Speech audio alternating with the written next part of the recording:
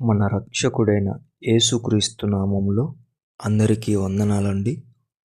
ఈరోజు దేవుని మాటలు కీర్తనల గ్రంథము 27వ అధ్యాయము 14వ వచనం. యెహోవా కొరకు కనిపెట్టుకొని యుండుము, ధైర్యము తెచ్చుకొని నీ హృదయమును నిబ్బరముగా నుంచుకొనుము.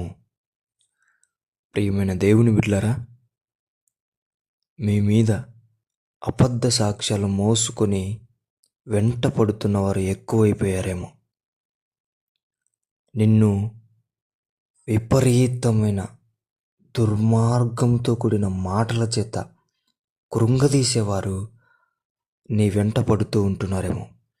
అయితే దేవుడు అంటున్నాడు, ధైర్యము తెచ్చుకో, నీ హృదయాన్ని నిబ్బరపరుచుకో, ఆయన కొరకు కనిపెట్టుకో, ఆయనే ఆదుకుంటాడు. ప్రియ దేవుని బిడ్డలారా, ఎటువంటి పరిస్థితులలో ఏ మనిషి కూడా నిన్ను ఆదుకోలేడు, విడిపించలేడు. వారి నుండి, వారి మాటల నుండి, వారి తీరు నుండి ఒక దేవాది దేవుడు మాత్రమే నిన్ను ఇటువంటి పరిస్థితులలో నుండి బయట వేయగలిగిన వాడు. కాబట్టి ఆయన కొరకు, ఆయన చేసే కార్యం కొరకు ఎదురుచూడు. నీ హృదయానికి నీవే చెప్పుకో, తొందరపడకు, నీ దేవుడు నమ్మదగినవాడు. భయపడకు, నీ దేవుడు నమ్మదగినవాడు. యెహోవాను ఆశ్రయించిన వారికి ఏ మేలు కొదవై ఉండదు. దేవుని బిడ్డ, ధైర్యం తెచ్చుకొని నిబ్బరం కలిగి ఉండు. దేవుని కార్యం నీ జీవితంలో బహుబలముగా చేయబోతున్నాడు. ఆమేన్.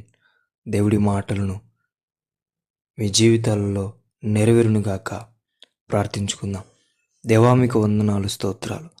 ఎవరినైతే అబద్ధ సాక్ష్యాలతో కూడిన మనుషులు వెంటపడుతున్నారో, ఎవరి మీదైతే క్రూరమైన మాటల చేత ఇబ్బంది పెడుతున్నారో, నీ బిడ్డలను నీవే రక్షణ, నీవే విమోచన కలగజేసి వారిని విడిపించి నీ నామానికి ఘనత తెచ్చే బిడ్డలుగా నిలబెట్టమని యేసు నామములో ప్రార్థిస్తున్నాం తండ్రి.